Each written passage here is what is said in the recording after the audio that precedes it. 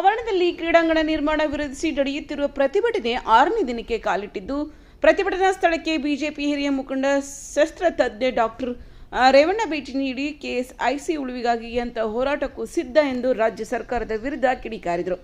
1912ರಲ್ಲಿ ನಾಲ್ವಡಿ ಕೃಷ್ಣರಾಜ ಒಡೆಯರು ನಿರ್ಮಿಸಿದ ಈ ಫ್ಯಾಕ್ಟರಿ ವಿಶ್ವದಲ್ಲಿ ಖ್ಯಾತಿ ಪಡೆದಿದೆ. ಇಂತಹ ಫ್ಯಾಕ್ಟರಿಯನ್ನು ಮುಚ್ಚಿ ಸಾವಿರಾರು ಕುಟುಂಬಗಳ ಬೀದಿ ಪಾಲು ಮಾಡುವ ಸರ್ಕಾರದ ನಿರ್ಧಾರವನ್ನು ಖಂಡಿಸಿದರು. ನಾವು ಕ್ರೀಡಾಂಗಣದ ಮಾಡೋದು ಬೇಡ ಎನ್ನುವ ವಿರೋಧಿಗಳಲ್ಲ. ನಮ್ಮ ತಾಲೂಕಿನ ಕ್ರೀಡಾಪಟುಗಳು ಅಂತಾರಾಷ್ಟ್ರೀಯ ಮಟ್ಟದಲ್ಲಿ ಭಾಗವಹಿಸಿ ವಿಶ್ವಕಪ್ ತಂದಿರುವುದು ಇಡೀ ವಿಶ್ವಕ್ಕೆ ಗೊತ್ತಿರುವ ವಿಚಾರ ಮತ್ತು ಮಾದರಿ ತಾಲೂಕು ಎಂಬ ಹೆಗ್ಗಳಿಕೆಗೆ ಪಾತ್ರವಾಗಿರುವಂತಹ ಇಂತಹ ತಾಲೂಕಿನಲ್ಲಿ ಸುಸಜ್ಜಿತ ಕ್ರೀಡಾಂಗಣ ನಿರ್ಮಾಣ ಮಾಡಿ ಕ್ರೀಡಾಪಟುಗಳಿಗೆ ಪ್ರೋತ್ಸಾಹ ನೀಡದೆ ಬೇಕಾಬಿಟ್ಟಿ ನಿರ್ಮಾಣಕ್ಕೆ ಮುಂದಾಗಿರುವ ಸರ್ಕಾರದ ತೀರ್ಮಾನಕ್ಕೆ ನಮ್ಮ ವಿರೋಧವಿದೆ. ಆದ್ದರಿಂದ ಸರ್ಕಾರ ಕೂಡಲೇ ಈ ತೀರ್ಮಾನವನ್ನು ಕೈಬಿಡಬೇಕು, ಇಲ್ಲದಿದ್ದಲ್ಲಿ ಎಂತಹ ಹೋರಾಟಕ್ಕೂ ಸಿದ್ಧ ಎಂದು ಹೇಳಿದರು. ಈ ಸಮಯದಲ್ಲಿ ತಾಲೂಕು ಬಿಜೆಪಿ ಮಂಡಲದ ಪದಾಧಿಕಾರಿಗಳು ಹಾಜರಿದ್ದರು. ಈಗ ಯಾರೆಲ್ಲ ಇದಕ್ಕೆ ಕಾರಣರಾಗಿ ಇಲ್ಲಿ ಒಂದು ಸ್ಪೋರ್ಟ್ಸ್ ಕಾಂಪ್ಲೆಕ್ಸ್ ಮಾಡಬೇಕು ಅಂತ ಹೊರಟಿದ್ದಾರೆ, ಅವರು ಪ್ರತಿಕ್ಷಣ ಆತ್ಮವಿಮರ್ಶೆ ಮಾಡಿಕೊಳ್ಬೇಕು. ಇಲ್ಲಿ ಕುಳಿತಿರ್ತಕ್ಕಂಥ ಎಲ್ಲ ಹೋರಾಟಗಾರರು, ಇಲ್ಲಿ ಬಂದು ಹೋಗ್ತಾ ಇರ್ತಕ್ಕಂಥ ಎಲ್ಲ ಹೋರಾಟಗಾರರ ಮಾನಸಿಕತೆಯನ್ನು ಅರ್ಥ ಮಾಡಿಕೊಳ್ಬೇಕು. ಜನಶಕ್ತಿ ಸಾಮಾನ್ಯ ಅಲ್ಲ. ಸಂಘಟನೆಯ ಮುಂದೆ ಎಲ್ಲರೂ ತಲೆಬಾಗಬೇಕು. ಬಂಧುಗಳೇ, ಒಬ್ಬರು ಹೋರಾಟ ಮಾಡ್ತಾ ಇದ್ರೆ ಅದು ಒಬ್ಬರ ಹೋರಾಟ ಅಂತ ನಮಗೆ ಅನ್ನಿಸ್ತದೆ. ಆದರೆ ಇಬ್ಬರು ಸೇರಿದ್ರೆ ಅದು ಇಬ್ಬರಲ್ಲ, 1+1 ಅರ್ಥಮೆಟಿಕ್ನಲ್ಲಿ 2.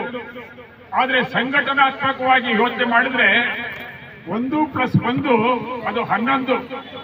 3 ಜನ ಸೇರಿದ್ರೆ 1+1+1 3 ಅಲ್ಲ, 111. ಇಲ್ಲಿ ಎಷ್ಟು ಜನ ಇದ್ದೀರಿ ಅಷ್ಟು ಸಾವಿರ ಜನ ಆ ಶಕ್ತಿ ಈ ಹೋರಾಟದಲ್ಲಿ ಇದೆ. ಆ ಕಾರಣದಿಂದ ಯಶಸ್ಸು ನಮಗೆ ಸಿಕ್ಕೇ ಸಿಗುತ್ತದೆ. Success comes to those who dare and act. ಯಾರು ಹೋರಾಟ ಮಾಡ್ತಾರೆ ಅಂಥವರಿಗೆ ಯಶಸ್ಸು ಸಿಗೋದ್ರಲ್ಲಿ ಸಂಶಯ ಇಲ್ಲ. ಹಾಗೇನೆ God helps those who help themselves. ದೇವರು ಯಾರಿಗೆ ಸಹಾಯ ಮಾಡ್ತಾನೆ ಅಂತ ಅಂದ್ರೆ ಯಾರು ಅದಕ್ಕೆ ಹೋರಾಟದಲ್ಲಿ ಅದರಲ್ಲಿ ತಲ್ಲೀನರಾಗಿ ಕೆಲಸ ಮಾಡ್ತಾರೋ ಅಂಥವರಿಗೆ ದೇವರು ಒಲವನ್ನ ಗೆಲುವನ್ನ ತಂದುಕೊಡ್ತಾನೆ. ಆ ಕಾರಣದಿಂದ ನಮ್ಮೆಲ್ಲರ ಹೋರಾಟ, ನಿಮ್ಮೆಲ್ಲರ ಹೋರಾಟ ಅದು ನಿಶ್ಚಯವಾಗಿ ಪ್ರತಿಫಲವನ್ನ ಆದಷ್ಟು ಜಾಗ್ರತೆ ನೀಡುತ್ತೆ, ನೀಡಬೇಕು ಅಂತ ನಾವೆಲ್ಲ ಆಗ್ರಹಿಸ್ತಾ ಈ ಸಂದರ್ಭದಲ್ಲಿ 2 ಮಾತುಗಳನ್ನು ನಿಮ್ಮ ಜೊತೆ ಹಂಚಿಕೊಳ್ಳಲಿಕ್ಕೆ ಅವಕಾಶ ಮಾಡಿಕೊಡ್ತಾ ಈ ನಮ್ಮ ಎಲ್ಲ ಪ್ರತಾಪ್ ಸಿಂಹ ಸಾಹೇಬರು ಫೋನ್ ಮಾಡಿದೆ. ಏನ್ ಸರ್ ರಾತ್ರಿ ಬಂದು ಇದೆಲ್ಲ ಮಾಡಿ ಫೆನ್ಸಿಂಗ್ ಮಾಡ್ಬೇಕು ಅಂತ ಇದು ಮಾಡ್ತಾ ಇದ್ದಾರೆ. ಅವ್ರು ನನಗೆ ನೆನ್ನೆ ಹೇಳಿದ್ರು ಮತ್ತೆ ಫೋನಲ್ಲೇ, ಅಂತ ಸಂದರ್ಭ ಬಂದಾಗ ನಾವು ಎಲ್ಲರೂ ಒಗ್ಗಟ್ಟಾಗಿ ಮತ್ತೆ ಬರ್ತೀವಿ ಅಂತ ಹೇಳಿ ನಿನ್ನೆ ಕೂಡ ಅವರು ನನಗೆ ಭರವಸೆ ಕೊಟ್ಟರು. ಇವತ್ತು ನಮಗೆ ಒಂದು ವಿಶ್ವವನ್ನೇ ರೆಪ್ರೆಸೆಂಟ್ ಮಾಡತಕ್ಕಂಥ ಒಂದು ವರ್ಲ್ಡ್ ರೆಕಾರ್ಡ್ ಅಂದ್ರೆ ವರ್ಲ್ಡ್ ಪ್ರಶಸ್ತಿ ತಗೊಂಡಂತ ಖೋಖೋ ಪಂದ್ಯದಲ್ಲಿ ನಮ್ಮ ಹೆಗ್ಗಳಿಕೆ ನಮ್ಮ ನರಸೀಪುರಗಿದೆ. ಇಡೀ ದೇಶಕ್ಕೆ ಒಂದು ನಾವು ಮಾದರಿ ನಮ್ಮ ತಾಲೂಕು. ನಮಗೆ ವಿಶೇಷವಾದಂತ ಒಂದು ದೊಡ್ಡ ಕ್ರೀಡಾಂಗಣದ ಅವಶ್ಯಕತೆ ಮೊದಲ ಆದ್ಯತೆಯಾಗಿ ಬೇಕು ಅಂತ ಕೂಡ ನಾವು ಎಲ್ಲ ನಮ್ಮ ತಾಲೂಕಿನ ಎಲ್ಲ ಸಂಘಟನೆಗಳು ಕೂಡ ಎಲ್ಲರೂ ಸೇರಿ ಕೂಡ ಹೋರಾಟ ಮಾಡಿದ್ವಿ. ಇವತ್ತು ಏನು 1912ನೇ ಇಸ್ವಿನಲ್ಲಿ ಆವಾಗಲೇ ಮಹಾರಾಜರು ಏನು ದೂರದೃಷ್ಟಿ ಚಿಂತನೆಯಲ್ಲಿ ನಮ್ಮ ನರಸೀಪುರಕ್ಕೆ ಈ ಒಂದು ಕಾರ್ಖಾನೆಯನ್ನು ಒದಗಿಸಿ ಇವತ್ತು ಏನು ತಾವು ನೋಡ್ಬೋದು, ನಾವು ಡ್ರೋನ್ ಅಲ್ಲಿ ನೋಡಿದ್ರೆ ಯಾವ ತರ ಕಾಣಿಸುತ್ತೆ ಅಂದ್ರೆ ಇದು ಯಾವುದೋ ಒಂದು ನಾವು ಬೆಟ್ಟ ಗುಡ್ಡಗಳ ಪರ್ವತ ಪ್ರದೇಶದಲ್ಲಿ ಇದೀವಿ ಅನ್ನೋದು ತಮಗೆ ಗೊತ್ತಿರ್ಬೋದು. ಇದನ್ನ ಒಂದು ಏನು ಇಲ್ಲಿ ಕ್ರೀಡಾಂಗಣ ಮಾಡ್ಲಿಕ್ಕೆ ಹೊರಟಿದ್ದಾರೆ, ಎಷ್ಟು ಏರಿಯಾ ಬೇಕು ಅನ್ನೋದು ಕೂಡ ಒಂದು ವೈಜ್ಞಾನಿಕ ನೆಲಗಟ್ಟಿನಲ್ಲಿ ಚಿಂತೆ ಮಾಡ್ತಕ್ಕಂಥ ಕೆಲಸವನ್ನು ಕೂಡ ಮಾನ್ಯ ಮುಖ್ಯಮಂತ್ರಿಗಳು ಮಾಡಿಲ್ಲ. ಇಲ್ಲಿ ಇರ್ತಕ್ಕಂಥದ್ದು 13 ಎಕರೆ 29 ಗುಂಟೆ ಏನೋ 10 ಸರ್ವೆ ನಂಬರ್ಗಳಿದೆ. ಅದರಲ್ಲಿ ಎಲ್ ಸೇಪ್ ಕೊಟ್ರೆ ಪಾರ್ಕಿಂಗ್ ವ್ಯವಸ್ಥೆ ಇಲ್ಲಿ ಕೊಡ್ತಾರೆ. ಮತ್ತೆ ಇಲ್ಲಿ ಕೋಲು ಅದು ಬರ್ನ್ ಹಾಕ್ಬೇಕಾದ್ರೆ ಅದು ಆಸಿಡ್ ಕಲ್ಲಿದ್ದಲು ಫ್ಯೂಮ್ಸ್ ಎಲ್ಲ ಬಂದ್ರೆ ಅದು ಒಂದು ಮಾರಕ. ಲಂಗ್ಸ್ ಡಿಸಾರ್ಡರ್ಸ್ ಬರುತ್ತೆ, ಆಸ್ಬೆಸ್ಟೋಸಿಸ್, ನ್ಯೂಮೋಕೋನೆಸಿಸ್ ಅಂತ. ಅದಕ್ಕೆ ಅದಾದ್ರೂ ಕನಿಷ್ಠ ಒಂದು ಜ್ಞಾನ ಇರಬೇಕು ವೈಜ್ಞಾನಿಕ ನೆಲೆಗಟ್ಟಿನಲ್ಲಿ ಯಾವ ರೀತಿ ಕ್ರೀಡಾಂಗಣ ಎಲ್ಲಿಡಬೇಕು ಅಂತ ಹೇಳಿ.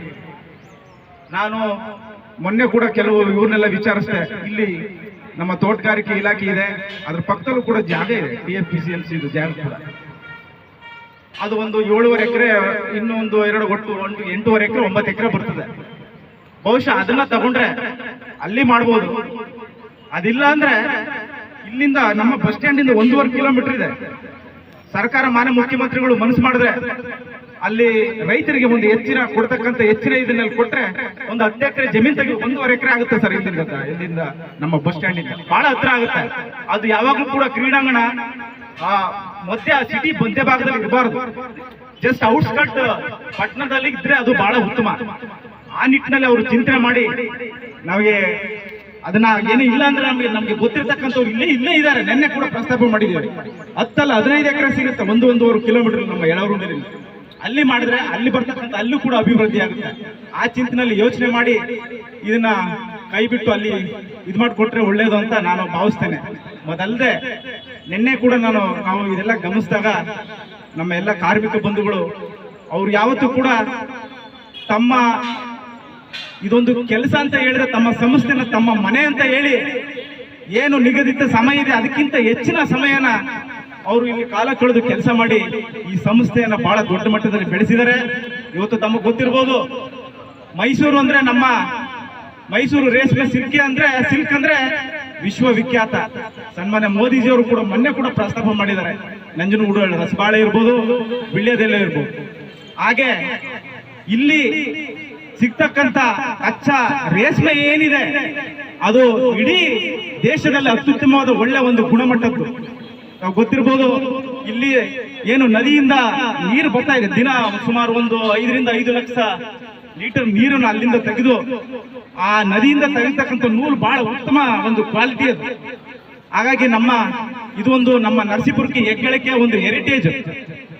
ಈ ಇದಕ್ಕೆ ಕೈ ಆಗಿರ್ತಕ್ಕಂಥ ಸನ್ಮಾನ್ಯ ಮುಖ್ಯಮಂತ್ರಿಗಳು ಬಹುಶಃ ಅವ್ರಿಗೇನೋ ಅವ್ರ ಕ್ಷೇತ್ರ, ಅವರು ಅಲ್ಲಿ ಹೋಗಿ ಎಲ್ಲೂ ಕೂಡ ಅವ್ರನ್ನ ಕೈ ಹಿಡಿದಿರಲಿಲ್ಲ. ಇಲ್ಲಿ ವರ್ಣದಲ್ಲಿ ಅವ್ರನ್ನ ಗೆಲ್ಲಿಸಿದ್ದಾರೆ ನಮ್ಮ ನರಸೀಪುರದ ಜನ ಮತ್ತು ವರ್ಣ ಜನತೆ.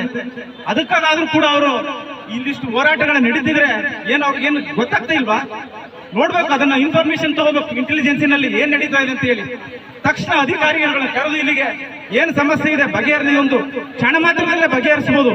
ಯಾಕೆ ಇವರು ಯಾರು ಕೆಲವರು ಹೇಳಿದ್ರು ಅನ್ನೋ ರೀತಿಯಲ್ಲಿ ಅವ್ರ ಹಿಂದೆ ನಿಂತು ಇದು ಇಬ್ಬರ ಇದಕ್ಕೋಸ್ಕರ ಮಾಡ್ತಕ್ಕಂಥದ್ದು ತಪ್ಪು. ಮತ್ತೆ ನಮಗ್ ಗೊತ್ತಿದೆ, ಈಗ ನಾವು ಕೂಡ ಎಲ್ಲರೂ ಕೂಡ ತಾಲೂಕಿನ ನಮ್ಮ ಜನತೆ ಮಹಾಜನತೆ ಬಹಳ ಶಾಂತಿ ಪ್ರಿಯರು. ಒಂದು ಸಾರಿ ಅವ್ರು ಏನೋ ಮನಸ್ಸು ಮಾಡಿ ಎದ್ರೆ ಇಡೀ ತಾಲೂಕಿನ ಜನತೆ ಎಲ್ಲ ವಿದ್ಯಾರ್ಥಿಗಳು, ಯುವಕರು, ಸರ್ಕಾರಿ ನೌಕರರು ಇರ್ಬೋದು, ರೈತರು ಇರ್ಬೋದು, ಮಹಿಳೆಯರು ಇರ್ಬೋದು, ಎಲ್ಲರೂ ಕೂಡ ಹೋರಾಟ ಮಾಡ್ಬೇಕಾಗತ್ತೆ. ಆ ನಿಟ್ಟಿನಲ್ಲಿ ನಾವು ಕೂಡ ಎಲ್ಲರೂ ಸಂಘಟನೆ ಮಾಡಿ ಹೋರಾಟ ಮಾಡ್ತೀವಿ, ನಾವು ಹಿಂದೆ ನಿಲ್ತೀವಿ ಅಂತ